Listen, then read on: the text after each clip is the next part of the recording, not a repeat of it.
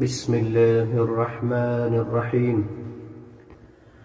الحمد لله الذي أنزل على عبده الكتاب ولم يجعل له عوجا قيما لينذر بأسا شديدا من لدنه ويبشر المؤمنين الذين يعملون الصالحات أن لهم أجرا حسنا ماكثين فيه أبدا وينذر الذين قالوا اتخذ الله ولدا ما لهم به من علم ولا لآبائهم كبرت كلمة تخرج من أفواههم إن يقولون إلا كذبا فلعلك باخع نفسك على آثارهم إن لم يؤمنوا بهذا الحديث أسفا إنا جعلنا ما على الأرض زينة لها لنبلوهم أيهم أحسن عملا وإنا لجاعلون ما عليها صعيدا جرزا أم حسبت أن أصحاب الكهف والرقيم كانوا من آياتنا عجبا إذ أوى الفتية إلى الكهف فقالوا ربنا آتنا من لدنك رحمة وهيئ لنا من أمرنا رشدا فضربنا على آذانهم في الكهف سنين عددا ثم بعثناهم لنعلم أي الحزبين أحصى لما لبثوا أمدا نحن نقص عليك نبأهم بالحق إنهم فتية آمنوا بربهم وزدناهم هدى وربطنا على قلوبهم إذ قاموا فقالوا ربنا رب السماوات والأرض لن ندعو من دونه إلها لقد قلنا إذا شططا هؤلاء قومنا اتخذوا من دونه آلهة لولا يأتون عليهم بسلطان بين فمن أظلم ممن افترى على الله كذبا وإذ اعتزلتموهم وما يعبدون إلا الله فأووا إلى الكهف ينشر لكم ربكم من رحمته ويهيئ لكم من أمركم مرفقا وترى الشمس إذا طلعت تزاور عن كهفهم ذات اليمين وإذا غربت تقرضهم ذات الشمال وهم في فجوة منه ذلك من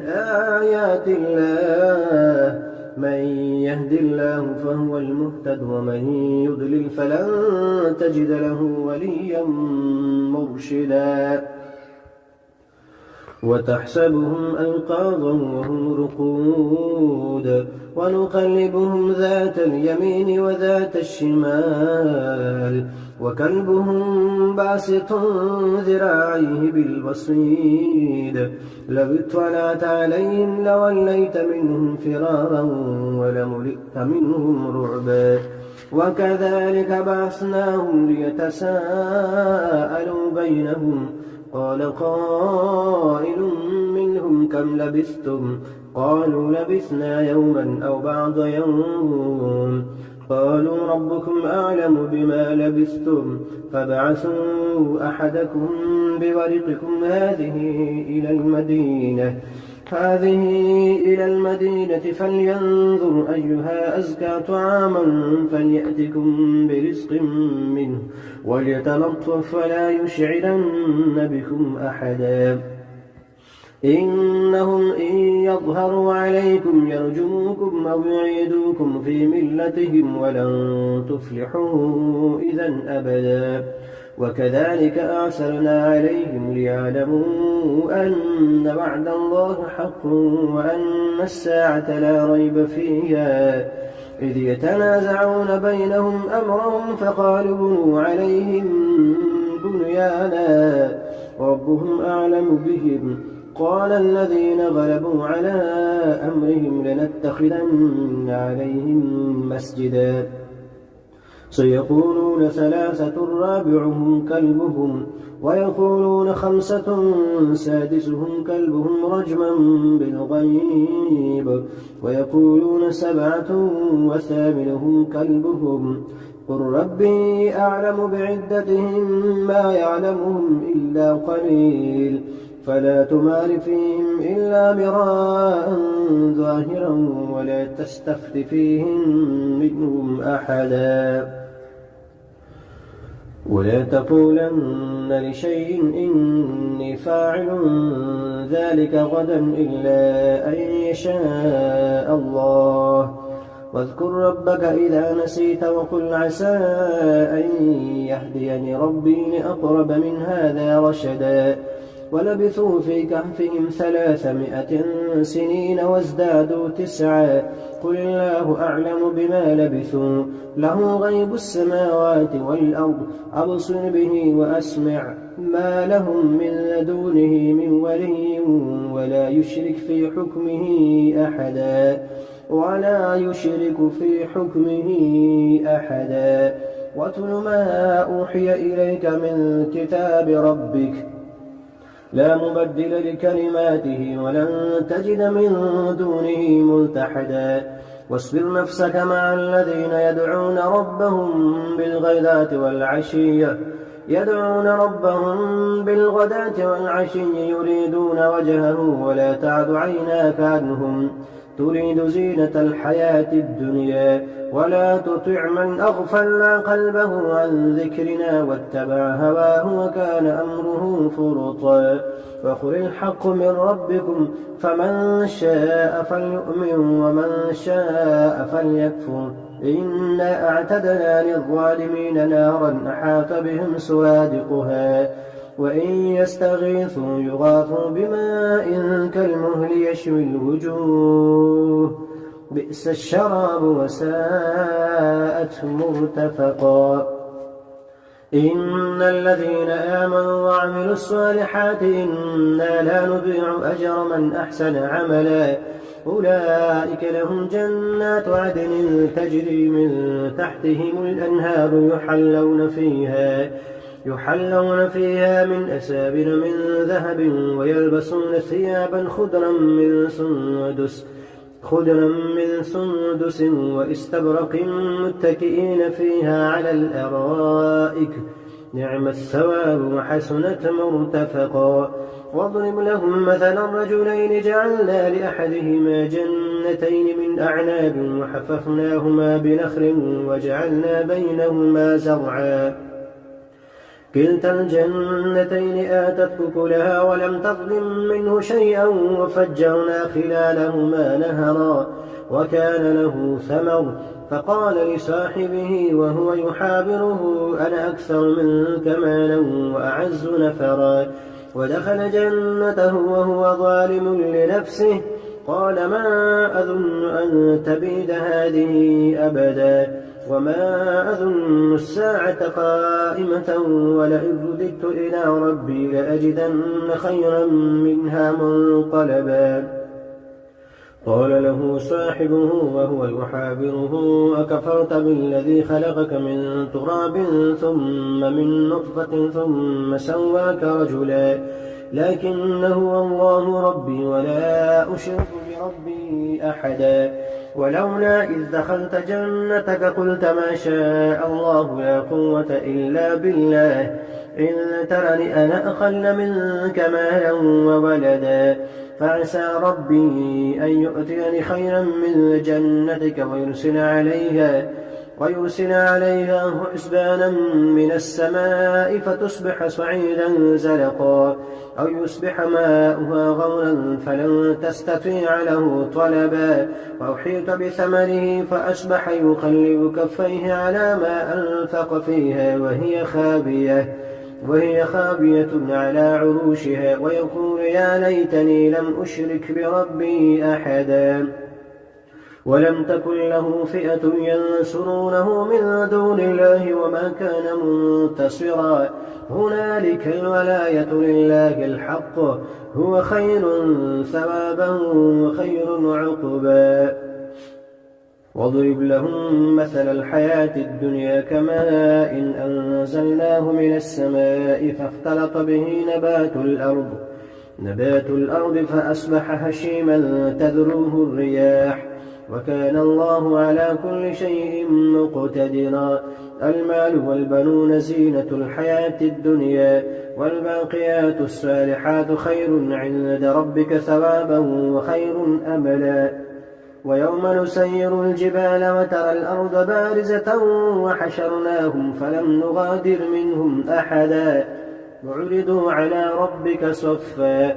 لقد جئتمونا كما خلقناكم أول مرة بل زعمتم أن لن نجعل لكم موعدا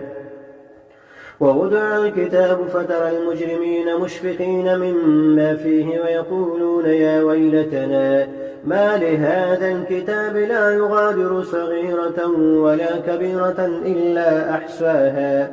ووجدوا ما عملوا حاضرا ولا يظلم ربك أحدا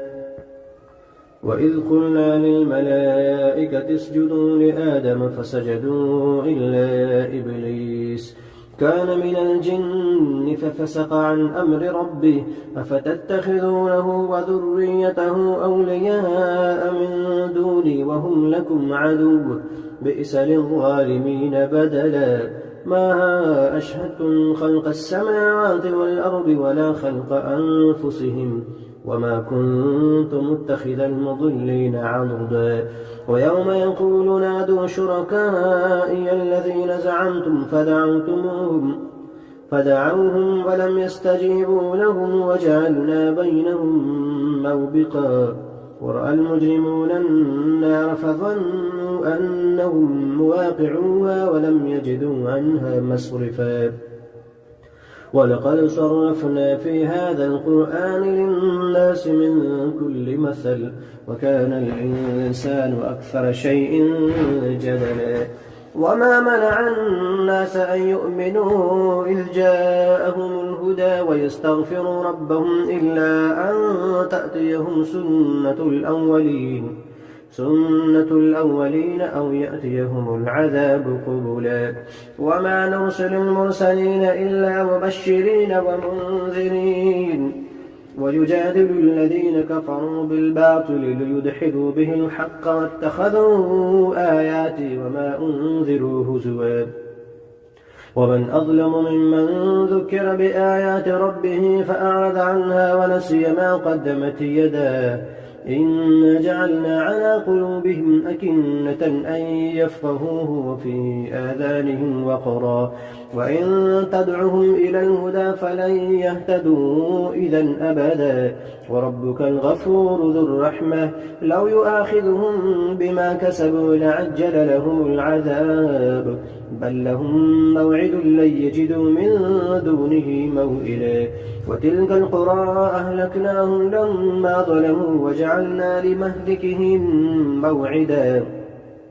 وإذ قال موسى لفتاه لا أبرح حتى أبلغ مجمع البحرين أو أمضي حقبا فلما بلغا مجمع بينهما نسيا حوتهما فاتخذ سبيله في البحر سربا فلما جاوزا قال لفتاه آتنا غداءنا لقد لقينا من سفرنا هذا نصبا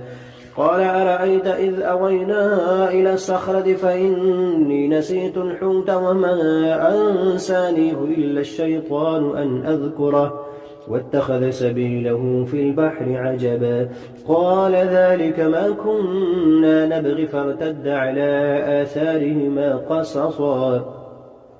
فوجدا عبدا من عبادنا آتيناه رحمة من عندنا وعلمناه من لدنا علما قال له موسى هل أتبعك على أن تعلمني مما علمت رشدا قال إنك لن تستطيع معي صبرا وكيف تصبر على ما لم تحط به خبرا قال ستجدني إن شاء الله صابرا ولا أعصي لك أمرا قال فإن اتبعتني فلا تسألني عن شيء حتى أحدث لك منه ذكرا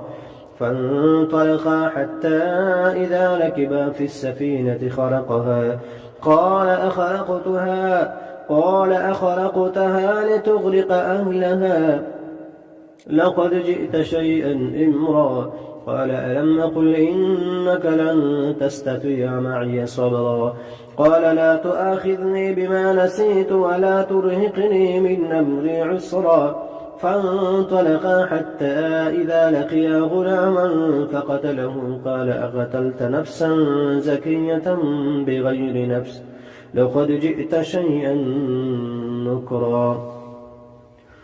قال ألم نقل لك إنك لن تستطيع معي صبرا قال إن سألتك عن شيء بعدها فلا تصاحبني قد بلغت من لدني عذرا فانطلقا حتى إذا أتيا أهل قرية استطعما أهلها فأبوا أن يضيفوهما فوجدا فيها جدارا يريد أن ينقض فأقامه قال لو شئت لاتخذت عليه أجرا قال هذا فراق بيني وبينك سأنبئك بتأويل ما لم تستطع عليه صبرا أما السفينة فكانت لمساكين يعملون في البحر فأردت أن أعيبها وكان وراءهم ملك يأخذ كل سفينة غصبا وأما الغلام فكان أبواه مؤمنين فخشينا أن يرهقهما طغيانا وكفرا فأردنا أن يبدلهما ربهما خيرا منه زكاة وأقرب رحما وأما الجدار فكان لغلامين يتيمين في المدينة وكان تحته كنز لهما وكان أبوهما صالحا فأراد ربك أن يبلغا أشدهما ويستخرجا كنزهما رحمة من ربك وما فعلته عن أمري ذلك تأويل ما لم تستطع عليه صبرا ويسألونك عن ذي القرنين قل سأتلو عليكم منه ذكرا إنا مكنا له في الأرض وآتيناه من كل شيء سببا فأتبع سببا حتى إذا بلغ مغرب الشمس وجدها تغرب في عين حمئة ووجد عندها قوما قلنا يا ذا القرنين إما أن تعذب وإما أن تتخذ فيهم حسنا قال أما من ظلم فسوف نعذبه ثم يرد إلى ربه فيعذبه عذابا نكرا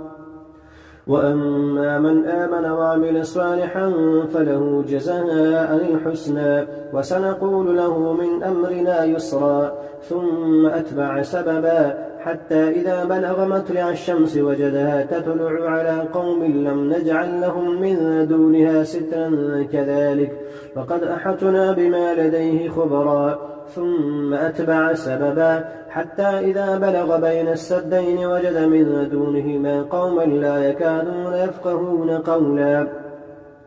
قالوا يا ذا القرنين إن يأجوج ومأجوج مفسدون في الأرض فهل نجعل لك خرجا على أن تجعل بيننا وبينهم سدا قال ما مكنني فيه ربي خير فأعينوني بقوة أجعل بينكم وبينهم ردما آتوني زبر الحديد حتى إذا ساوى بين الصدفين قال انفخوا حتى إذا جعله نارا قال آتوني أفرغ عليه قطرا فما استطاعوا أن يظهروه وما استطاعوا له نقبا قال هذا رحمة من ربي فإذا جاء وعد ربي جعله دكاء وكان وعد ربي حقا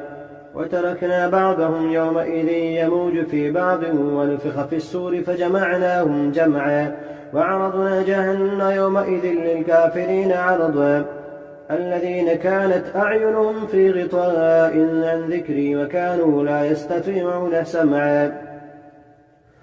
أفحسب الذين كفروا أن يتخذوا عبادي من دوني أولياء إنا أعتدنا للكافرين نزلا قل هل ننبئكم بالأخسرين أعمالا الذين ضل سعيهم في الحياة الدنيا وهم يحسبون أنهم يحسنون صنعا أولئك الذين كفروا بآيات ربهم ولقائه فحبطت أعمالهم فلا نقيم لهم يوم القيامة وزنا إن الذين آمنوا ذلك جزاؤهم جهنم بما كفروا واتخذوا آياتي ورسلي هزوا إن الذين آمنوا وعملوا الصالحات كانت لهم جنات الفردوس نزلا خالدين فيها لا يبغون عنها حولا قل لو كان البحر مدادا لكلمات ربي لنفد البحر قبل أن تنفد كلمات ربي ولو جئنا بمثله مددا قل إنما أنا بشر مثلكم يوحى إلي أنما إلهكم إله واحد فمن كان يرجو لقاء ربه فليعمل عملا صالحا ولا يشرك بعبادة ربه أحدا.